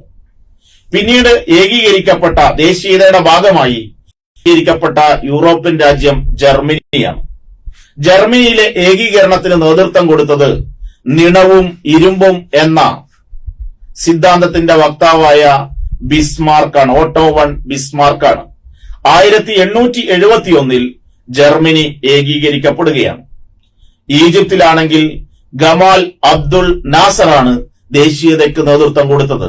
സൂയസ് തോട് ദേശസാൽക്കരിച്ചത് ഗമാൽ അബ്ദുൾ നാസറാണ്. ഗാനയിൽ ക്വാമി എൻക്രൂമയും കെനിയയിൽ ജോമോ കെനിയാത്തയും ഏകീകരണ പ്രവർത്തനങ്ങൾക്ക്, ദേശീയ പ്രക്ഷോഭങ്ങൾക്ക് നേതൃത്വം കൊടുക്കുകയുണ്ടായി. മൗ ലഹള ജോമോ കെനിയാത്തയുടെ നേതൃത്വത്തിൽ കെനിയയിൽ നടന്ന കർഷക പ്രക്ഷോഭമാണ്. ഒന്നാം ലോകയുദ്ധം പരീക്ഷയ്ക്ക് ചോദിക്കാറുള്ള മറ്റൊരു മേഖലയാണ് ലോകയുദ്ധങ്ങൾ. ഒന്നാം ലോക യുദ്ധത്തിന്റെ വർഷം ചോദിക്കാറുണ്ട്. 14 തുടങ്ങി 18 അവസാനിക്കുന്ന യുദ്ധം. 2 തരത്തിലുള്ള സൈനിക സഖ്യങ്ങളാണ് ഒന്നാം ലോക യുദ്ധത്തിൽ ഉണ്ടായിരുന്നത്. ഒന്ന് ത്രികക്ഷി സൗഹാർദ്ദം എന്നറിയപ്പെടുന്നു. ബ്രിട്ടനും ഫ്രാൻസും റഷ്യയും ഉൾപ്പെടുന്ന ത്രികക്ഷി സൗഹാർദ്ദം. മറ്റൊരു സഖ്യം, അതിനെതിരായി വളർന്നു വന്ന സഖ്യം ത്രികക്ഷി സഖ്യം. ജർമ്മനിയും ഓസ്ട്രിയ ഹംഗറിയും ഇറ്റലിയുമാണ് ഈ സഖ്യത്തിൽ ഉണ്ടായിരുന്നത്. ഈ സഖ്യത്തിൽ ആരൊക്കെ ഉൾപ്പെട്ടു എന്നതും ഈ സഖ്യത്തിന്റെ പേരുകളും പരീക്ഷയ്ക്ക് പലപ്പോഴായി ചോദിച്ചിട്ടുണ്ട്. ഒന്നാം ലോക യുദ്ധത്തിന്റെ പെട്ടെന്നുള്ള കാരണം പരീക്ഷയ്ക്ക് ചോദിക്കാറുണ്ട്. സറജാവോ ഇൻസിഡന്റ് എന്നാണ് അത് അറിയപ്പെടുന്നത്. ആർച്ച് ഡ്യൂക്ക് ഫ്രാൻസിസ് ഫെർഡിനൻഡ്, ഓസ്ട്രിയയുടെ അടുത്ത കിരീടാവകാശിയെ, അദ്ദേഹമാണ് സറജാവോയിൽ വെച്ച് വധിക്കപ്പെടുകയാണ്. ഈ സംഭവവുമായി ബന്ധപ്പെട്ടാണ് ഒന്നാം ലോക യുദ്ധം 1914 ജൂൺ മാസം 28 ആരംഭിക്കുന്നത്. ഒന്നാം ലോക യുദ്ധം കഴിഞ്ഞ് കുറച്ചു കാലം കഴിഞ്ഞപ്പോ റഷ്യ യുദ്ധത്തിൽ നിന്ന് പിന്മാറി. റഷ്യ യുദ്ധത്തിൽ നിന്ന് പിന്മാറിയ സന്ധി പലപ്പോഴും പരീക്ഷയ്ക്ക് ചോദിച്ചിട്ടുണ്ട്. ആ സന്ധിയുടെ പേര് ബ്രസ്റ്റ് ലിറ്റോവ്സ്ക് സന്ധി എന്നാണ്. യുദ്ധത്തിന്റെ അവസാന കാലത്ത് 14 പോയിന്റ് എന്ന് പറയുന്ന സമാധാന ഫോർമുല മുന്നോട്ട് വയ്ക്കുന്നത് അമേരിക്കയുടെ പ്രസിഡന്റായ വുഡ്രോ വിൽസനാണ്. ആ വുഡ്രോ വിൽസന്റെ 14 പോയിന്റ്സുമായി ബന്ധപ്പെട്ടാണ് പാരീസ് സമാധാന സന്ധിക്ക് രൂപം കൊടുക്കുന്നത്. 1919 ജനുവരി മാസം 18 പാരീസ് സമാധാന സന്ധി ഒപ്പുവെക്കുന്നത്. ഈ സന്ധിയിലെ ഏറ്റവും പ്രധാനപ്പെട്ട സന്ധി ജർമ്മനിയുമായി ഒപ്പുവെച്ച വേഴ്സായി സന്ധിയാണ്. യുദ്ധത്തിന് ശേഷം ലോക സമാധാനത്തിനായി രൂപം കൊണ്ട സംഘടന സർവരാഷ്ട്ര സഖ്യം എന്നറിയപ്പെടുന്നു. 1920 ജനുവരി മാസം 10 സർവരാഷ്ട്ര സഖ്യം നിലവിൽ വരുന്നത്. ഇതിന്റെ ആസ്ഥാനം ജനീവയായിരുന്നു. ഇതിന്റെ ഭരണഘടന കോവനന്റ് എന്ന പേരിൽ അറിയപ്പെട്ടു. 1946 സേവനം അവസാനിപ്പിച്ച, പിരിച്ചുവിടപ്പെട്ട അന്താരാഷ്ട്ര സംഘടനയാണ് സർവരാഷ്ട്ര സഖ്യം. ഒന്നാം ലോകത്തിന് ശേഷം യൂറോപ്പിൽ ഫാസിസത്തിന്റെ കടന്നുവരവ് ഉണ്ടാവുകയാണ്. ആദ്യം ഫാസിസം ആരംഭിച്ച രാജ്യം ഇറ്റലിയാണ്. ഇറ്റാലിയൻ ഫാസിസത്തിന്റെ നേതാവ് മുസോളിനി എന്നറിയപ്പെടുന്ന നേതാവാണ്. അദ്ദേഹം തന്റെ ആശയം പ്രചരിപ്പിക്കാൻ ആരംഭിച്ച പത്രം ആവന്തി എന്ന പേരിൽ അറിയപ്പെടുന്നു. അദ്ദേഹം ഫാസിസത്തിന്റെ വളർച്ചയ്ക്കായി രൂപം കൊടുത്ത സംഘടന ബ്ലാക്ക് ഷർട്ട്സ് എന്ന പേരിലാണ് അറിയപ്പെടുന്നത്. യുദ്ധം പുരുഷനും മാതൃത്വം സ്ത്രീക്കും എന്ന കുപ്രസിദ്ധമായ വചനം ലോകത്തിന് സമ്മാനിച്ച മുസോളിനി ഒരു തുള്ളി ചോര പോലും ചിന്താതെ ചരിത്രത്തിലെ ആദ്യത്തെ ഫാസിസ്റ്റ് പ്രധാനമന്ത്രി എന്നാണ് മുസോളിനി വിശേഷിപ്പിക്കപ്പെടുന്നത്. ഫാസിസത്തിന്റെ ജർമ്മൻ പതിപ്പാണ് നാസിസം. അഡോൾഫ് ഹിറ്റ്ലറാണ് ജർമ്മൻ നാസിസത്തിന്റെ ഉപജ്ഞാതാവ്. മെയിൻ കാംഫ് എന്ന അദ്ദേഹത്തിന്റെ ആത്മകഥ പലവട്ടം പരീക്ഷയ്ക്ക് ചോദ്യമായി വന്നിട്ടുണ്ട്. അദ്ദേഹം രൂപീകരിച്ച സൈന്യം ബ്രൗൺ ഷർട്ട് എന്ന പേരിലും അദ്ദേഹത്തിന്റെ രഹസ്യ പോലീസ് ഗസ്റ്റപ്പോ എന്ന പേരിലുമാണ് അറിയപ്പെടുന്നത്. അദ്ദേഹത്തിന്റെ പ്രചരണ വകുപ്പ് മന്ത്രിയായിരുന്നു ഗീബൽസ്. ഇതെല്ലാം പല പ്രാവശ്യം പരീക്ഷയ്ക്ക് ചോദിച്ചിട്ടുള്ളതാണ്. രണ്ടാം ലോക യുദ്ധത്തിൽ പരാജയപ്പെട്ടതിനു ശേഷം ആത്മഹത്യ ചെയ്യേണ്ടി വന്ന ലോക നേതാവാണ് അഡോൾഫ് ഹിറ്റ്ലർ. ഹിറ്റ്ലറിന്റെയും മുസോളിനിയുടെയും ഫാസിസവും നാസിസവുമാണ് രണ്ടാം ലോക യുദ്ധത്തിലേക്ക് രാഷ്ട്രങ്ങളെ തള്ളിവിട്ടത്. രണ്ടാം ലോക യുദ്ധം 1939 ജർമ്മനിയുടെ പോളണ്ട് ആക്രമണത്തോടുകൂടി ആരംഭിക്കുകയും 1945 ജർമ്മനിയുടെയും ഇറ്റലിയുടെയും ജപ്പാന്റെയും പരാജയത്തോടുകൂടി അവസാനിക്കുകയും ചെയ്യുന്നു. രണ്ട് സഖ്യങ്ങളാണ് ഒന്നാം ലോക യുദ്ധത്തിലേതുപോലെ തന്നെ രണ്ടാം ലോക യുദ്ധത്തിലും ഉണ്ടായത്. ഇതിൽ സഖ്യ ശക്തികളെ ബ്രിട്ടനും ഫ്രാൻസും ചൈനയുമാണ് നേതൃത്വം കൊടുത്തിരുന്നതെങ്കിൽ അച്ചുതണ്ട് ശക്തികൾ എന്നറിയപ്പെടുന്ന എതിർ സഖ്യത്തിന് ഇറ്റലിയും ജപ്പാനും ജർമ്മനിയുമാണ് നേതൃത്വം കൊടുക്കുന്നത്. രണ്ടാം ലോക യുദ്ധവുമായി ബന്ധപ്പെട്ട ഒരു പ്രധാനപ്പെട്ട സംഭവം പേൾ ഹാർബർ സംഭവമാണ്. ജപ്പാൻ പേൾ ഹാർബർ അമേരിക്കയുടെ സൈനിക താവളമായ ഹവായ് ദ്വീപിലുള്ള പേൾ ഹാർബർ ആക്രമിച്ചതോടുകൂടിയാണ് അമേരിക്ക നേരിട്ട് ഈ യുദ്ധത്തിലേക്ക് പ്രവേശിക്കുന്നത്. ഈ പേൾ ഹാർബർ സംഭവം അതിന്റെ ഡേറ്റ് പരീക്ഷയ്ക്ക് പലവട്ടം ചോദിച്ചിട്ടുണ്ട്. 1941 ഡിസംബർ 7 രണ്ടാം ലോക യുദ്ധം നടന്നുകൊണ്ടിരിക്കുമ്പോൾ തന്നെ ലോക സമാധാനത്തിനു വേണ്ടിയുള്ള ചർച്ചകൾ നടന്നു. അത്തരം ചർച്ചകളിൽ ഏറ്റവും പ്രധാനപ്പെട്ട ഒന്ന് അറ്റ്ലാന്റിക് ചാർട്ടർ എന്നാണ് അറിയപ്പെടുന്നത്. 1941 ഓഗസ്റ്റ് 14 റൂസ്വെൽറ്റും അമേരിക്കയുടെ പ്രസിഡന്റായ റൂസ്വെൽറ്റും ബ്രിട്ടീഷ് പ്രധാനമന്ത്രിയായ ചർച്ചിലും മുന്നോട്ട് വെച്ച ഉടമ്പടിയാണ് അറ്റ്ലാന്റിക് ചാർട്ടർ എന്നറിയപ്പെടുന്നത്. അതിന്റെ തുടർച്ചയായി ഒരുപാട് ചർച്ചകൾ ഉണ്ടായി. അതിന്റെയൊക്കെ അവസാനമായാണ് UN എന്ന് പറയുന്ന സമാധാന സംഘടന രൂപം കൊള്ളുന്നത്. 1945 ഒക്ടോബർ 24 UN രൂപം കൊള്ളുന്നത്. UN-മായി ബന്ധപ്പെട്ട ഏറ്റവും പ്രധാനപ്പെട്ട ഒന്നാണ് മനുഷ്യാവകാശ പ്രഖ്യാപനം. 1948 ഡിസംബർ 10 പ്രസിദ്ധമായ മനുഷ്യാവകാശ പ്രഖ്യാപനം UN നടത്തുന്നത്. UN-ന്റെ വിവിധ ഏജൻസികൾ യൂണിസെഫ്, യുനെസ്കോ പോലുള്ള ഏജൻസികളെ സംബന്ധിച്ച ചോദ്യങ്ങളും പ്രതീക്ഷിക്കാവുന്നതാണ്. IMF, ലോകബാങ്ക്, ഗാട്ട് പോലുള്ള മേഖലയിൽ നിന്നും പലപ്പോഴും ചോദ്യങ്ങൾ ഉണ്ടായിട്ടുണ്ട്. പ്രാദേശികമായി പല സംഘടനകളും ഈ കാലത്ത് വളർന്നു വന്നിട്ടുണ്ട്. അതിൽ എടുത്തു പറയേണ്ട ഒരു സംഘടനയാണ് ആസിയാൻ. 1967 ജക്കാർത്തയിൽ വെച്ചാണ് ആസിയാൻ രൂപം കൊള്ളുന്നത്. 1985 കാഠ്മണ്ഡു ആസ്ഥാനമായി രൂപം കൊണ്ട സാർക്ക്, 1954 ബെൽഗ്രേഡ് ആസ്ഥാനമായി രൂപം കൊണ്ട ചേരിചേരായ്മ പ്രസ്ഥാനം എന്നിവയെല്ലാം പരീക്ഷയ്ക്ക് പലപ്പോഴായി ചോദ്യമുണ്ടായിട്ടുണ്ട്. ഈ ചേരിചേരാ പ്രസ്ഥാനത്തിന്റെ ശില്പികൾ എടുത്തു പറയേണ്ടതാണ് നമ്മുടെ നെഹ്റു, യുഗോസ്ലാവിയയുടെ മാർഷൽ ടിറ്റോ, ഇന്തോനേഷ്യയുടെ സുകാർണോ, ഈജിപ്തിന്റെ ഗമാൽ അബ്ദുൾ നാസർ, ഗാനയുടെ ഖാമി എൻക്രൂമ എന്നിവരാണ് ചേരിചേരാ പ്രസ്ഥാനത്തിന്റെ പ്രധാനപ്പെട്ട നേതാക്കന്മാർ. ബ്രസൽസിൽ രൂപം കൊണ്ട നാറ്റോയും, ബാങ്കോക്കിൽ രൂപം കൊണ്ട സീറ്റോയും, അങ്കാറയിൽ രൂപം കൊണ്ട സെന്റോയും, അതുപോലെ തന്നെ മോസ്കോയിൽ രൂപം കൊണ്ട വാഴ്സോയുമൊക്കെ പരീക്ഷയ്ക്ക് പലപ്പോഴായി ചോദിച്ചിട്ടുള്ള ചോദ്യങ്ങളാണ്. മറ്റൊരു ഏരിയ സമരങ്ങളും വിപ്ലവങ്ങളുമാണ്. അതിലേറ്റവും പ്രധാനപ്പെട്ട അമേരിക്കൻ സ്വാതന്ത്ര്യ സമരം 1775 ആരംഭിക്കുകയും 1783 അവസാനിക്കുകയും ചെയ്ത അമേരിക്കൻ സ്വാതന്ത്ര്യ സമരം പലപ്പോഴായി ചോദ്യ പേപ്പറുകളിൽ കടന്നുകൂടിയിട്ടുണ്ട്. അമേരിക്കൻ സ്വാതന്ത്ര്യ സമരത്തിന് കാരണമായ ഒരു നിയമം 1765 സ്റ്റാമ്പ് നിയമമാണ്. പ്രാതിനിധ്യമില്ലെങ്കിൽ നികുതിയുമില്ല എന്ന മുദ്രാവാക്യം മുഴങ്ങിക്കേട്ട സമരമാണ് അമേരിക്കൻ സ്വാതന്ത്ര്യ സമരം. അമേരിക്കൻ സ്വാതന്ത്ര്യ സമരത്തിന്റെ പിതാവായി അറിയപ്പെടുന്നത് സാമുവൽ ആഡംസിനെയാണ്. അമേരിക്കൻ സ്വാതന്ത്ര്യ സമരത്തിനുള്ള പെട്ടെന്നുള്ള കാരണം ബോസ്റ്റൺ ടീ പാർട്ടി എന്ന് പറയുന്ന സംഭവമാണ്. ഇതൊക്കെ ഞാനിങ്ങനെ സ്പീഡിൽ ആവർത്തിച്ചു പോകുന്നത് ബോസ്റ്റൺ ടീ പാർട്ടി ഏത് സമരവുമായി ബന്ധപ്പെട്ടതാണ്. ആ തരത്തിലാണ് ചോദ്യങ്ങൾ ഉണ്ടാവുക. അമേരിക്കനിലെ 13 കോളനികളിൽ, ബ്രിട്ടന്റെ കോളനികളിൽ നടന്ന സമരം, വടക്കേ അമേരിക്കയിലെ 13 ബ്രിട്ടന്റെ കോളനികളിൽ നടന്ന സമരമാണ് അമേരിക്കൻ സ്വാതന്ത്ര്യ സമരം.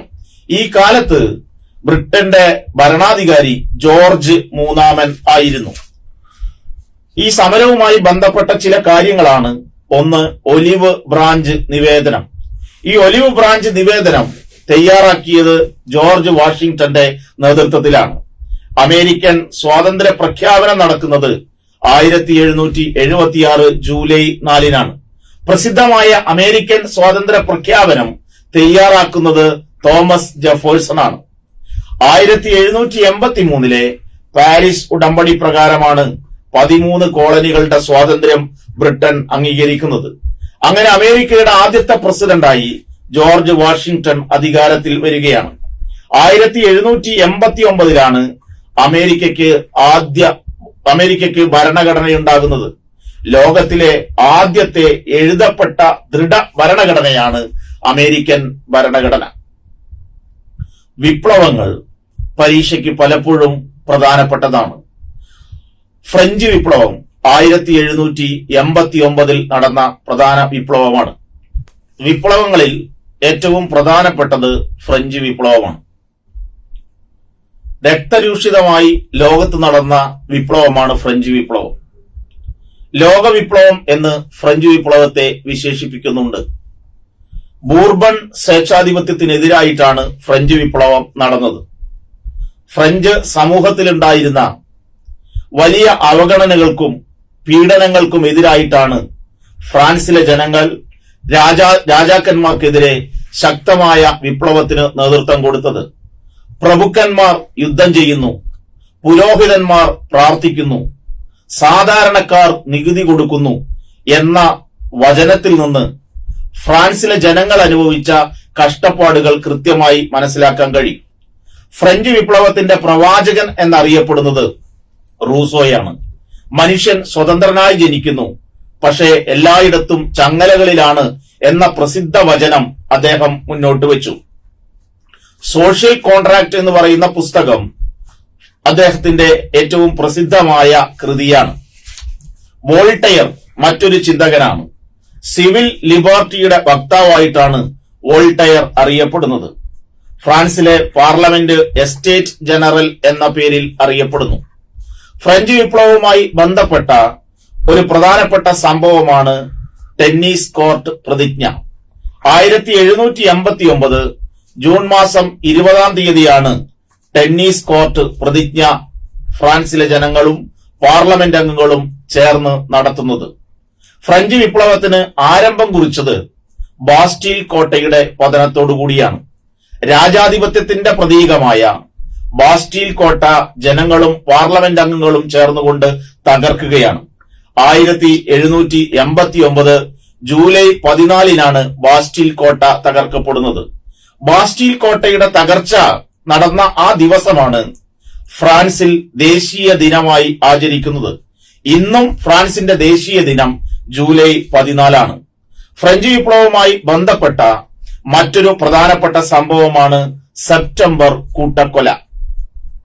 ഫ്രഞ്ച് വിപ്ലവത്തിന് ശേഷം അധികാരം നേടിയെടുത്ത ഒരു പ്രധാനിയാണ് നെപ്പോളിയൻ.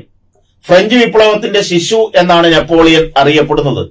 1804 ഫ്രാൻസിന്റെ ചക്രവർത്തിയായി നെപ്പോളിയൻ അവരോധിക്കപ്പെടുന്നത്. ഒരുപാട് യുദ്ധങ്ങൾ നടത്തിയ നെപ്പോളിയൻ 1815 വാട്ടർലൂ യുദ്ധത്തിൽ ബ്രിട്ടീഷുകാരിൽ നിന്ന് പരാജയപ്പെടുകയും സെന്റ് ഹെലീന ദ്വീപിലേക്ക് അദ്ദേഹം നാടുകടത്തപ്പെടുകയും ചെയ്തു. വാട്ടർലൂ യുദ്ധത്തിൽ നെപ്പോളിയനെ പരാജയപ്പെടുത്തിയ ആർതർ വെല്ലസ്ലി, അദ്ദേഹം അക്കാലത്ത് അറിയപ്പെട്ടത് ഡ്യൂക്ക് ഓഫ് വെല്ലിംഗ്ടൺ എന്ന പേരിലാണ്. നമ്മുടെ പഴശ്ശി രാജാവിനോട് പരാജയപ്പെട്ട് പോയ വെല്ലസ്ലിയാണ് ഡ്യൂക്ക് ഓഫ് വെല്ലിംഗ്ടൺ എന്ന പേരിൽ അറിയപ്പെടുന്നത് എന്ന് ചരിത്ര രേഖകളിൽ പരാമർശമുണ്ട്. നെപ്പോളിയൻ പറയുന്നു, 100 ബയണറ്റുകളേക്കാൾ ശക്തിയുള്ളതാണ് ഒരു പത്രം എന്നത് നെപ്പോളിയന്റെ പ്രസിദ്ധമായ വാക്കാണ്. മാൻ ഓഫ് ഡെസ്റ്റിനി എന്ന പേരിൽ, ലിറ്റിൽ കോർപ്പറൽ എന്നീ പേരുകളിലൊക്കെ നെപ്പോളിയൻ അറിയപ്പെടുന്നുണ്ട്. ഫ്രാൻസിൽ ബാങ്ക് സ്ഥാപിച്ചത്, ഫ്രാൻസിൽ യൂണിവേഴ്സിറ്റി സ്ഥാപിച്ചത് ഒക്കെ നെപ്പോളിയനാണ്. അസാധ്യമായ ഒന്നും എന്റെ നിഘണ്ടുവിലില്ല എന്ന് ലോകത്തെ ബോധ്യപ്പെടുത്തിയ ഭരണാധികാരിയായാണ് നെപ്പോളിയൻ അറിയപ്പെടുന്നത്. ഫ്രഞ്ച് വിപ്ലവത്തോട് ഐക്യദാർഢ്യം പ്രഖ്യാപിച്ച ഇന്ത്യൻ ഭരണാധികാരിയാണ് ടിപ്പു സുൽത്താൻ. ഫ്രാൻസിൽ നിന്നും ചൈനീസ് വിപ്ലവത്തിലേക്ക് പ്രവേശിക്കുകയാണ്. തൈപ്പിംഗ് കലാപം ചൈനയിൽ നടന്ന കർഷക ലഹളയാണ്. മെയ് 4th മൂവ്മെന്റ് ചൈനയിൽ നടന്ന വിദ്യാർത്ഥി പ്രക്ഷോഭമാണ്. ബോക്സർ കലാപം ചൈന വിദേശികൾക്കെതിരായി നടത്തിയ കലാപമാണ്. ഇതിന്റെ ഒക്കെ തുടർച്ചയായിട്ടാണ് 1911 ചൈനീസ് വിപ്ലവം നടക്കുന്നത്. ചൈനീസ് വിപ്ലവത്തിന് നേതൃത്വം കൊടുത്തത് കുമിന്താങ് പാർട്ടിയുടെ നേതാവായ ഡോക്ടർ സന്യാസനാണ്. പിന്നീട് 1921 ചൈനയിൽ കമ്മ്യൂണിസ്റ്റ് പാർട്ടി രൂപം കൊള്ളുന്നത്. കമ്മ്യൂണിസ്റ്റ് പാർട്ടിയും കുമിന്താങ്ങുകളും തമ്മിൽ നടന്ന ആഭ്യന്തര യുദ്ധത്തിന് അവസാനം ജനകീയ ചൈന റിപ്പബ്ലിക് സ്ഥാപിക്കപ്പെടുകയാണ്. 1949 ഒക്ടോബർ മാസം 1-ാം തീയതിയാണ് മാവോയുടെ നേതൃത്വത്തിൽ ജനകീയ ചൈന റിപ്പബ്ലിക് രൂപം കൊള്ളുന്നത്. വിപ്ലവം തോക്കിൻകുഴലിലൂടെ എന്ന പ്രസിദ്ധമായ സന്ദേശം ലോകത്തിന് നൽകിയത് മാവോയാണ്. പ്രസിദ്ധമായ ലോങ് മാർച്ച് അധികാരം പിടിച്ചെടുക്കുന്നതിന് വേണ്ടി, കുമിന്താങ്ങുകളിൽ നിന്നും അധികാരം പിടിച്ചെടുക്കുന്നതിന് വേണ്ടി 1934 മാവോ ലോങ് മാർച്ചിന് നേതൃത്വം കൊടുക്കുകയാണ്. ലോകത്തെ പ്രസിദ്ധമായ സാംസ്കാരിക വിപ്ലവത്തിന് നേതൃത്വം കൊടുത്തതും മാവോയാണ്. ചൈനയിൽ നിന്ന് റഷ്യയിലെത്തുകയാണെങ്കിൽ റഷ്യൻ വിപ്ലവം സാറിസ്റ്റ് ഏകാധിപത്യത്തിനെതിരായിട്ടാണ് നടക്കുന്നത്. 1919 റഷ്യൻ വിപ്ലവം വളരെ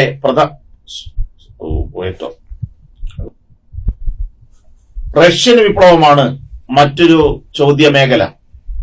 1917 റഷ്യൻ വിപ്ലവം നടക്കുന്നത്. റഷ്യൻ വിപ്ലവവുമായി ബന്ധപ്പെടുത്തി പറയേണ്ട ഒരു സംഭവമാണ് ബ്ലഡി സൺഡേ. പരീക്ഷയ്ക്ക് പലപ്പോഴും ബ്ലഡി സൺഡേയുമായി ബന്ധപ്പെട്ട ചോദ്യങ്ങൾ ഉണ്ടായിട്ടുണ്ട്. ഫാദർ ഗാപ്പന്റെ നേതൃത്വത്തിൽ ജനക്കൂട്ടം നടത്തിയ, സാറിസ്റ്റ് ഭരണത്തിനെതിരായി ജനക്കൂട്ടം നടത്തിയ പ്രക്ഷോഭത്തെ ഭരണകൂടം അമർച്ച ചെയ്യുകയാണ്. റഷ്യോ ജാപ്പാനീസ് വാർ 1905 നടന്ന യുദ്ധമാണ്. ഈ യുദ്ധത്തിൽ കൊച്ചു ജപ്പാൻ വലിയ റഷ്യയെ, ലോകത്തിലെ തന്നെ വലിയ രാജ്യമായ റഷ്യയെ പരാജയപ്പെടുത്തുകയാണ്. ആ യുദ്ധം അവസാനിപ്പിച്ചത് പോർട്സ്മൗത്ത് സന്ധി പ്രകാരമാണ്. റഷ്യൻ വിപ്ലവകാലത്ത് റഷ്യയിലെ ഭരണാധികാരി നിക്കോളാസ് രണ്ടാമനായിരുന്നു. അക്കാലത്ത് റഷ്യൻ പാർലമെന്റ് ഡ്യൂമ എന്ന പേരിലാണ് അറിയപ്പെട്ടത്. അന്ന കരേന, വാർ ആൻഡ് പീസ് തുടങ്ങിയ കൃതികൾ രചിച്ച ടോൾസ്റ്റോയി കൃതികളെയാണ് റഷ്യൻ വിപ്ലവത്തിന്റെ കണ്ണാടി എന്ന് വിശേഷിപ്പിക്കപ്പെടുന്നത്. 2 പാർട്ടികളാണ് റഷ്യയിൽ ഉണ്ടായിരുന്നത്. അതിലൊന്ന് മെൻഷവിക് പാർട്ടിയാണ്. അതിന്റെ നേതാവ് കെറൻസ്കി ആയിരുന്നു. മറ്റേ പാർട്ടി ബോൾഷവിക് പാർട്ടി എന്നാണ് അറിയപ്പെട്ടിരുന്നത്. അതിന്റെ നേതാവായിരുന്നു പ്രസിദ്ധനായ ലെനിൻ. ലെനിനാണ് പിന്നീട് സോവിയറ്റ് യൂണിയന്റെ പ്രധാന നേതാവായി മാറുന്നത്. ഭൂമി കൃഷിക്കാർക്ക്, ഭക്ഷണം പട്ടിണി കിടക്കുന്നവർക്ക്, സമാധാനം എല്ലാവർക്കും എന്നതായിരുന്നു ലെനിന്റെ സിദ്ധാന്തം. അതുകൊണ്ട് ഒന്നാം ലോക യുദ്ധത്തിൽ നിന്ന് പിന്മാറാൻ റഷ്യ തീരുമാനിക്കുകയാണ്. ഒന്നാം ലോക യുദ്ധത്തിൽ നിന്ന് റഷ്യ പിന്മാറിയ ഉടമ്പടിയെ ബ്രസ്റ്റ് ലിറ്റോസ് ഉടമ്പടി എന്നാണ് വിശേഷിപ്പിക്കപ്പെടുന്നത്. ലോക ചരിത്രത്തിലെ ചില ഭാഗങ്ങളാണ് നമ്മൾ ഇവിടെ പരിശോധിച്ചത്. ലാസ്റ്റ് മിനിറ്റ് കീ എന്ന അർത്ഥത്തിൽ മാത്രം ഇതിനെ ഉപയോഗപ്പെടുത്തുക. 40 മാർക്കിന്റെ ചോദ്യങ്ങളിൽ ഏതാനും ചോദ്യങ്ങൾ ലോക ചരിത്രത്തിൽ നിന്നാകുമെന്ന് നമുക്ക് പ്രതീക്ഷിക്കാം. നിങ്ങൾക്കെല്ലാവർക്കും വിജയാശംസകൾ നേർന്നുകൊണ്ട് അവസാനിപ്പിക്കുന്നു.